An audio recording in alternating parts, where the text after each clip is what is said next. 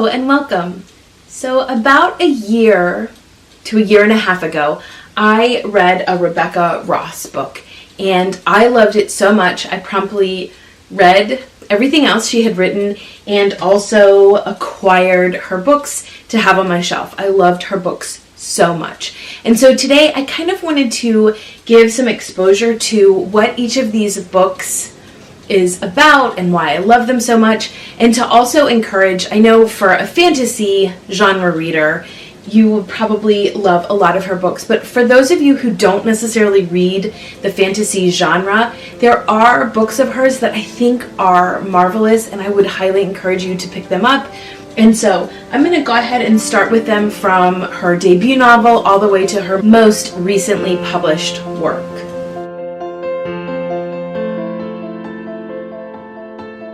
Rebecca Ross's debut novel is The Queen's Rising. This was written in 2018, and in my opinion, for somebody who is not generally a fantasy genre reader, this is your most accessible entry into her works. If you have enjoyed the ancestral memories and accessing visions of what has happened in the past, very similar to a Susanna Kearsley, this novel is for you. This is roughly inspired by Renaissance France. We have political intrigue and betrayal and overthrowing of monarchies. In this, we follow Brianna. She is sent to the Magnolia House, which is an academy, basically, for young women who are encouraged to develop a passion. Through developing their passion, they are then provided with or assigned to or chosen by a patron. And that patron then takes this young lady from the academy and agrees to mentor her. And the 5 passions are art, music, drama, wit, and knowledge. Well, our main character, Brianna, really doesn't seem to have an affinity for any one specific passion. She is being trained and mentored pretty consistently by a master or teacher in this academy named Cartier. And in her world, in this world that the Magnolia House exists, we have 2 kingdoms, a northern and southern kingdom. There have been overthrowing of kingdoms, and there currently is a male king on the throne that has overthrown a queen. And so this family is kind of now sitting on the throne, but they're usurpers. Well, when it comes time for Brianna to choose her passion, it is revealed to her that she has a special secret in her past, in her family. And so she is provided with a patron named Jourdain. So she doesn't get a patron the same way as the other young ladies do, and it's kind of in this murky, secretive situation that she is provided with Jourdain.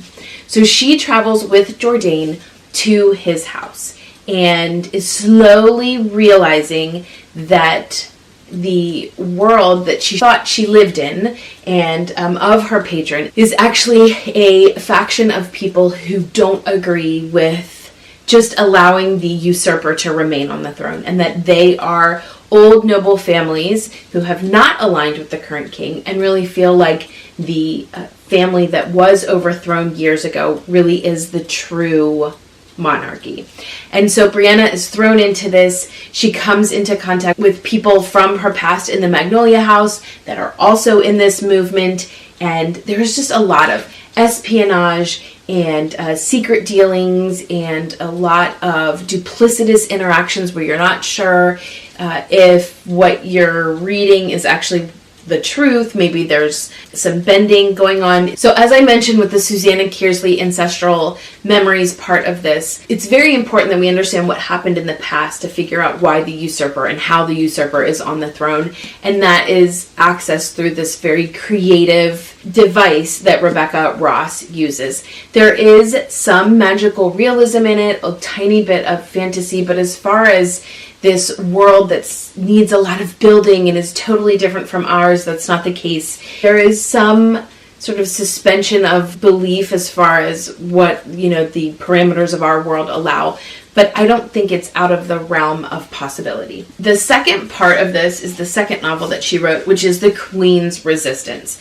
And so this kind of shows you we've gone from the rising of a queen to counteract the usurper, to kind of stand up to him. And then we have the actual process of what does that resistance look like. There is a romance in this, and I love that so much. So I'm not a romantasy fan, and I don't really read just romance novels, but I do love when there is a nice balance, when there's a lot of other aspects occurring in the plot. So, you're uncovering a mystery, you're involved in a resistance, there's a lot of political intrigue in a court, all of that, and then on the side there is a romance. And that's how this is. This is a YA novel, so Harper Teen.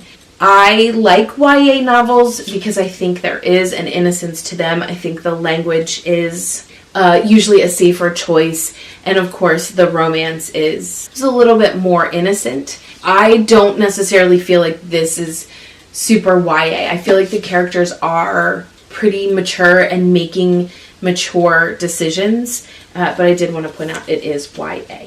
The next book in the canon of Rebecca Ross is Sisters of Sword and Song. This is inspired by ancient Greece. We have hoplite warriors. We have olive groves. It is Greek mythology adjacent. This really is a story about sisters. While I'm not huge into the Greek mythology retelling and having that be a strong theme, I love the world of being in the olive groves and some of the journey that both of the sisters end up on and how the environment is described. And I do think it's immersive in that way. But it truly is about sisters. And so you have one sister who's the warrior and one sister who is unable to be a warrior but has other gifts.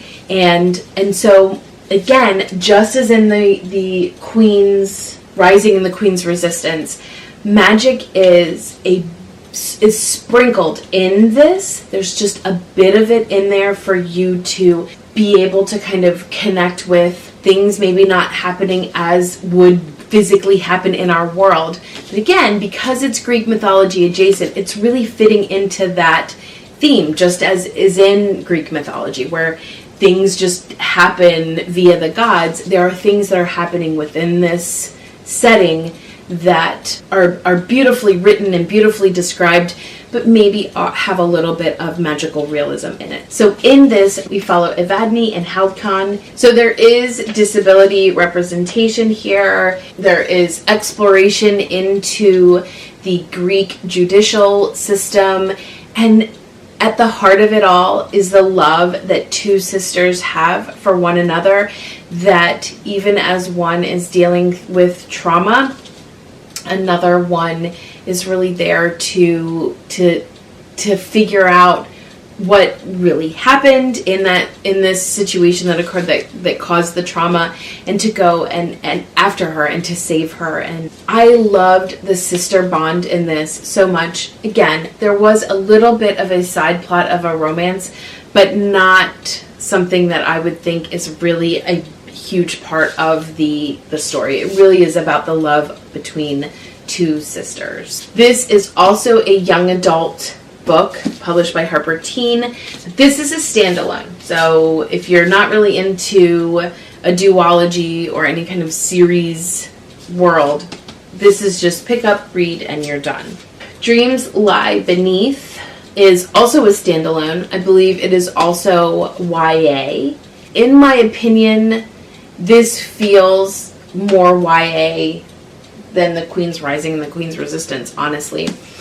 So this also has a lot more magic and fantasy. So if you're really not a fantasy genre reader, I would stick with these choices over here. But if you love fantasy and you have not yet read this, I would recommend picking this up. In this, we follow Clementine Madigan. She is the daughter of a village magician, basically. So the way that this world works is that there are these monsters that come into people's dreams. And so you have magicians who basically go out and duel against these nightmare monsters that are created. And Clementine's father is the village magician. His job is to protect the village from these nightmares, but he is basically having his magic seep out and he's not able to do his job. And so she's really been helping him.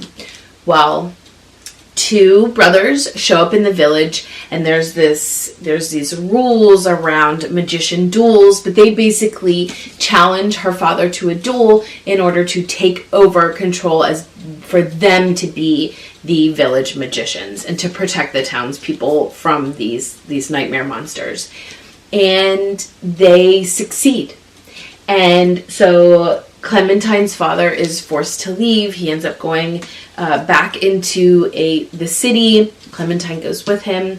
And one of the brothers returns to the city as well, sort of separately.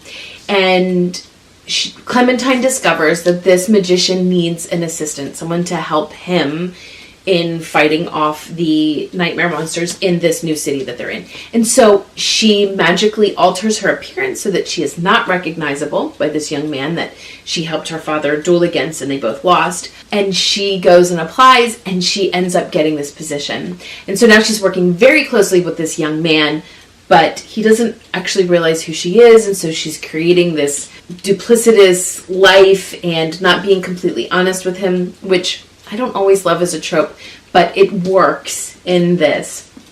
And they end up obviously really coming together, and so this one has more of a romance thread through it than this does. There is a lot that has happened in the past. Clementine realizes that the people around her, as she was growing up, knew things that they did not divulge to her, and that there's a lot more going on than she realized. I loved the world building in this. I liked the romance. I liked how we uncovered what actually was going on. So really great standalone, in my opinion. Next, we have my favorite of Rebecca Ross. So this was the first book that I read of hers, and then followed it up with this, and absolutely loved it so much that then I started on the rest of these. And so this is the Elements of Duology. This is very much inspired by Scottish land and people and folklore and culture. It's just so steeped in that. I love it so much. I actually listened to the audiobook.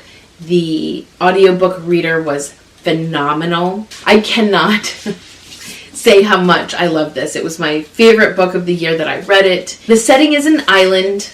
There has been a huge rift between the East and the West. So on one side of the island, we have the Tamerlanes, and then on the other side of the island, we have the Brecons.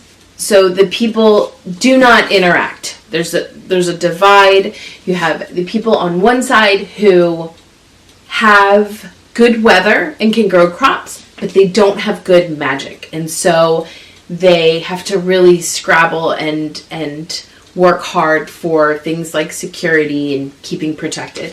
Whereas the people on the other side of the island really don't have good weather and good crops, but they have a really strong connection with magic, and so they can weave special charms and protections into their cloaks so that they are protected from this bad weather, for example.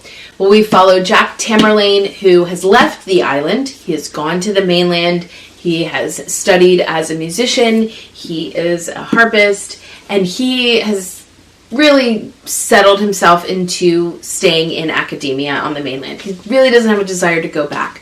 But when we start off this book, he has received word from the laird, from the basically king of his part of the island, that says, we really need you to come back. I'm summoning you. And so he travels across the water. It really is very, just so aesthetic. That first boat ride across, you really start to understand when the series is called The Elements of Cadence, you really are at the mercy of the elements of wind, fire, water, and earth. And you just really see that. So there is magic in this, but again, it feels very much like folklore because we are so tied to the elements that are here on Earth. When Jack gets back, he discovers he's been summoned because there are young girls who have gone missing on the island. And he has been asked to try to help with figuring out what has happened to them. Where are they? And it's just beautiful. You just feel so immersed in this world. You really connect with Jack. Adara is the king's daughter. They obviously grew up together, and so as the king is aging, she's really taking over more royal duties, and so she starts to work with Jack as they're trying to figure out where these girls are going. We are also introduced to Torin. He's like the lead warrior for the Tamerlanes, and then we also have Sidra, who is a healer. And so we really are following the four of them. While there is romance, so Sidra and Torin are married actually in this. While there is romance, we do follow each of them separately. And through the mystery of trying to figure out where the girls end up, we just discovered there is this huge history and connection between the Tamerlanes and the Breckons. And so by the time we get into A Fire Endless, we have been introduced to a lot more characters. And then, of course, in here, there is a lot more turmoil between the Breckons and the Tamerlanes, and how Sidra and Torin and Jack and Adara and all of the different cast of characters that arise. It comes to just a beautiful denouement.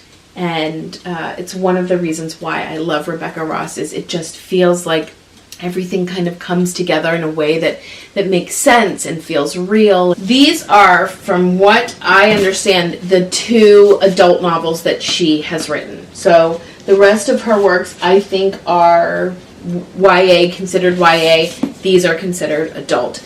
But there is, there's no bad language.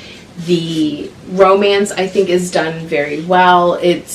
There might be a little bit of open door, but it's not explicit or feeling really spicy. It's done very well, in my opinion. And so if you are looking for adult Scottish folklore with a bit of fantasy elements in it, I would highly recommend picking these up or listening to the audiobook.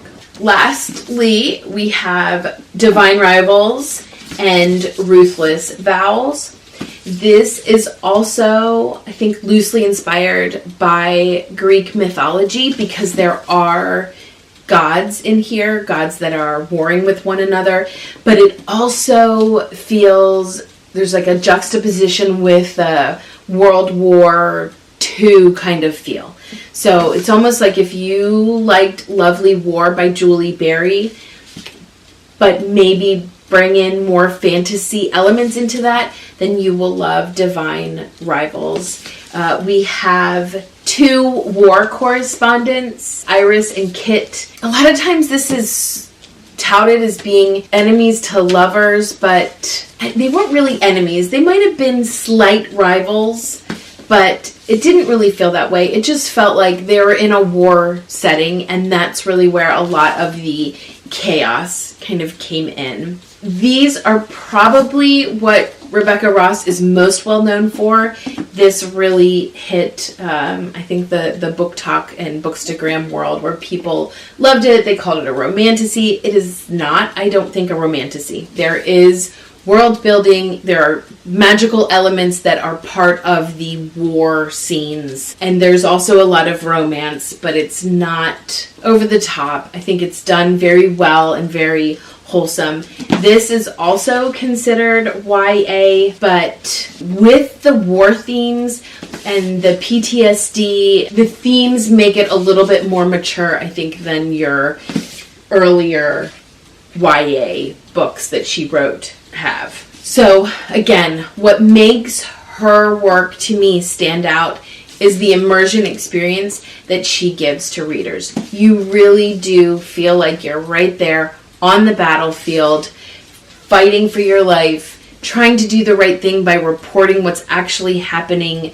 It is what she does best, where she's got these really intricate, deep world building descriptions along with beautiful character dialogue and thoughts and viewpoints, and it just is very lovely. So if you like Greek mythology and you like World War II historical fiction and you are into fantasy or want to try it, this is a good one to try. Thanks so much for watching. Let me know in the comments below if you've read any of Rebecca Ross's work, or if there are any that I've mentioned today that you think you might want to reserve the audiobook at the library or try to read. Thanks so much for watching, and until next time.